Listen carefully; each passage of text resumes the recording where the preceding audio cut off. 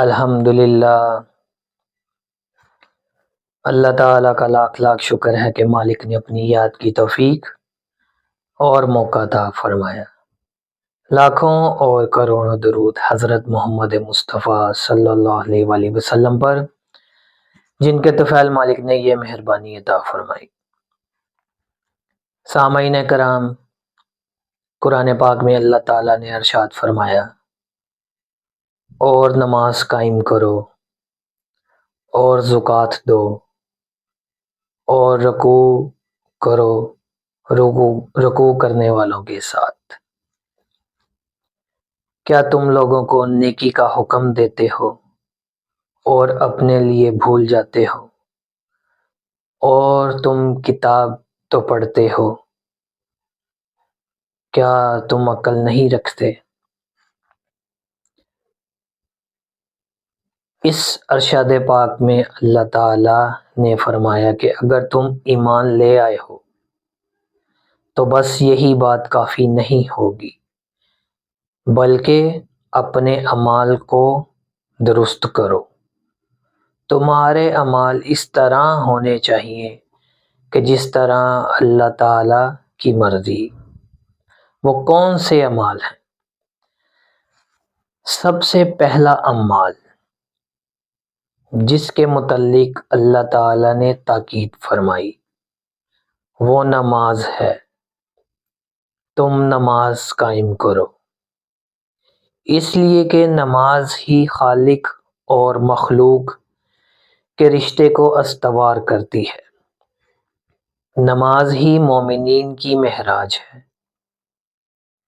نماز ہی وہ عبادت ہے جس میں انسان اللہ تعالیٰ سے گفتگو کرتا ہے، اللہ تعالیٰ کی بارگاہ میں درخواست پیش کرتا ہے اور اللہ تعالیٰ کی رحمتوں میں داخل ہوتا ہے۔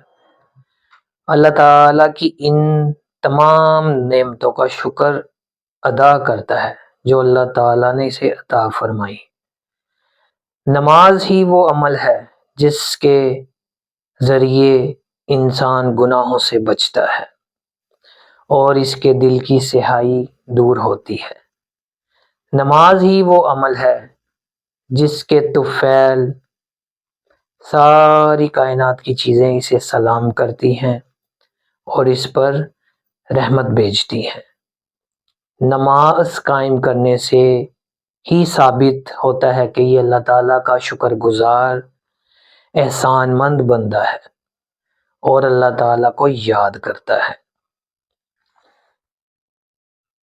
سامعین کرام، نبی پاک صلی اللہ علیہ وآلہ وسلم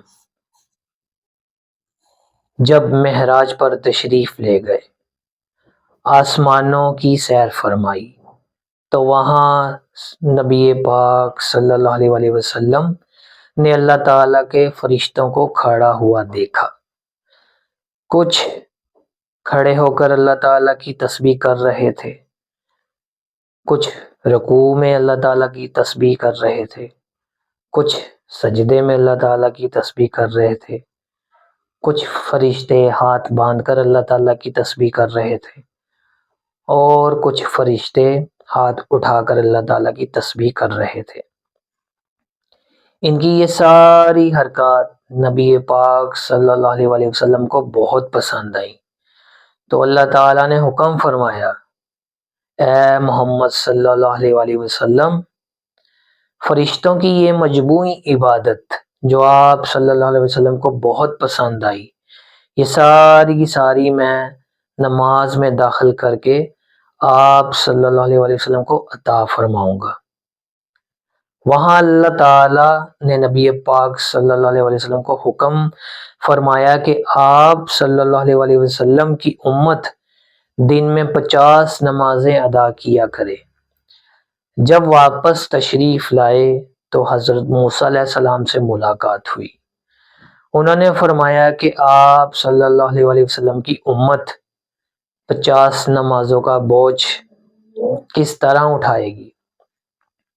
آپ صلی اللہ علیہ وآلہ وسلم اللہ تعالیٰ کی بارگاہ میں عرض کریں کہ کچھ تخفیف فرمائیں، چنانچہ نبی پاک صلی اللہ علیہ وسلم نے اللہ تعالیٰ کی بارگاہ میں پھر عرض کی تو حکم ہوا، بے شک تم 5 نمازیں ادا کرو، لیکن تمہاری امت کو 50 نمازوں کا ہی ثواب ملے گا۔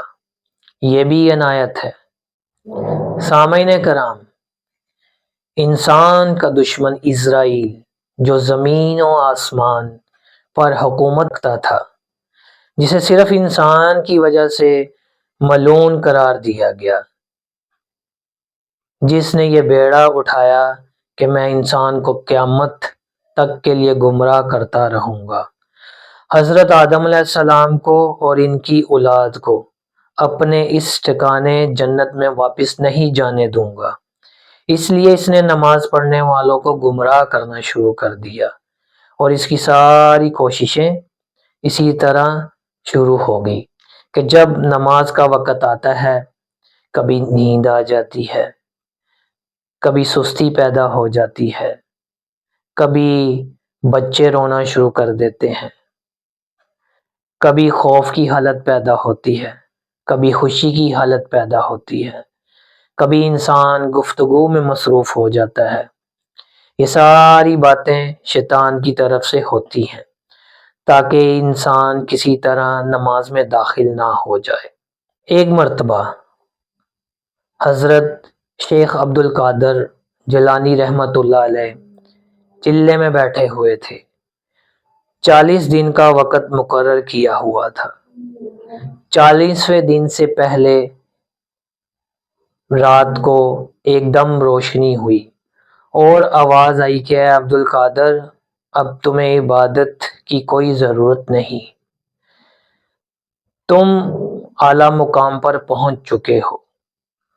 فوراً انہیں خیال آیا کہ حضرت محمد مصطفیٰ صلی اللہ علیہ وآلہ وسلم جن کے لیے ساری کائنات بنائی گئی، وہ تو آخری لمحے تک عبادت میں کھڑے رہتے تھے اور ان کے پاؤں مبارک سوج جایا کرتے تھے، میں کہاں اتنے رتبے تک پہنچ گیا کہ مجھے نماز اور عبادت کی ضرورت نہیں، یہ تو شیطان کا حملہ ہے۔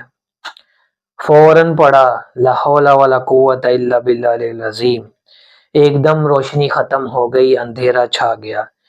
پھر شیطان نے آواز دی، اے عبد القادر، تم جیسے 172 آدمی جو اس منزل تک پہنچ چکے تھے، میں نے ان کو گمراہ کر دیا، لیکن آج تم پہلے آدمی ہو جو بچ گئے ہو، اس لیے بچے ہو کہ تم عالم ہو۔ حضرت شیخ عبد القادر جیلانی رحمۃ اللہ علیہ نے فرمایا کہ اے مردود، اگر علم کی وجہ سے بچتا تو سب سے پہلے تو بچتا، کیونکہ تو بہت بڑا عالم تھا، میں اللہ کے فضل سے بچا ہوں۔ بات کرنے کا مقصد یہ ہے کہ شیطان کئی طریقوں سے انسان کو گمراہ کرتا ہے، نیند، سستی، خوف، خوشی، ان جیسی چیزوں سے انسان کو گمراہ کرتا ہے۔ اس کے ساتھ ایک اور طریقہ بھی ہے کہ اس نے دنیا میں اپنے پیروکار بنا لیے ہیں، جن کو اس نے بتا دیا ہے کہ یہ نماز 5 وقت کی کیا ہے۔ سامعین کرام، دوسرا حکم اللہ تعالی نے زکوٰۃ کا دیا ہے۔ نماز بدن کی زکوٰۃ ہے جو بدن کو پاک کرنے والی ہے، زکوٰۃ دولت کو پاک کرتی ہے۔ اللہ تعالیٰ نے حکم فرمایا ہے کہ میں نے جو تمہیں عطا فرمایا ہے اس میں سے بالکل تھوڑا سا حصہ اللہ تعالیٰ کے راستے میں ادا کرو، تاکہ یہ معلوم ہو جائے کہ تمہارے دل میں اللہ تعالیٰ کی محبت ہے، یہ ثابت کرنے کے لیے کہ اس آزمائش میں تم کتنے کامیاب ہو۔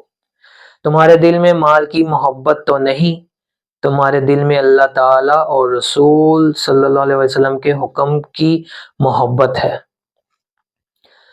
سامعین کرام، نبی پاک صلی اللہ علیہ وسلم کے زمانے کا مشہور قصہ ہے کہ سلبہ ایک صحابی تھا، وہ نبی پاک صلی اللہ علیہ وسلم کی خدمت میں حاضر ہوا اور عرض کی کہ یا رسول اللہ صلی اللہ علیہ وسلم، میں بہت غریب ہوں، میرے لیے دعا فرمائے کہ اللہ تعالیٰ میرے لیے فراخی پیدا کرے اور اپنی مہربانی سے مجھے عطا فرمائے۔ نبی پاک صلی اللہ علیہ وسلم نے ارشاد فرمایا کہ یہ غریبی تمہارے لیے اچھی ہے کہ تم اللہ تعالیٰ کے راستے پہ قائم رہو۔ اس صحابی نے عرض کی کہ نہیں، آپ صلی اللہ علیہ وسلم میرے لیے دعا فرمائے۔ نبی پاک صلی اللہ علیہ وسلم نے دعا فرمائی، اس کی دولت میں دن دگنی رات چگنی ترقی ہونا شروع ہو گئی۔ چند بکریوں سے سینکڑوں بکریوں کے بڑے بڑے ریور ہو گئے۔ وہ ہر روز 5 وقت نماز مدینہ پاک میں نبی پاک صلی اللہ علیہ وسلم کے ساتھ ادا کرتا تھا۔ جب اس کے زیادہ ریور ہو گئے تو اس نے مدینہ پاک سے باہر رہائش اختیار کر لی۔ پھر صرف جمعہ مبارک کے دن اس نے آنا شروع کیا۔ جس وقت زکوٰۃ کا حکم ہوا تو نبی پاک صلی اللہ علیہ وسلم نے چند صحابہ رضی اللہ عنہ کو مقرر کیا کہ جاؤ، ارد گرد جتنے مسلمان ہیں ان میں سے جو زکوٰۃ دینے کے قابل ہیں ان سے زکوٰۃ لے آؤ۔ نبی پاک صلی اللہ علیہ وسلم کے صحابہ رضی اللہ عنہ گئے، انہیں سلبہ ملا۔ ان کو معلوم تھا کہ سب سے امیر آدمی سلبہ ہی ہے۔ وہ اس کے پاس گئے اور کہا کہ زکوٰۃ دینے کا حکم نازل ہوا ہے اور حضور صلی اللہ علیہ وسلم نے ہمیں بھیجا ہے۔ اس نے کہا کہ کتنی زکوٰۃ ہے؟ صحابہ رضی اللہ عنہ نے بتایا کہ اس حساب سے اتنی بنتی ہے۔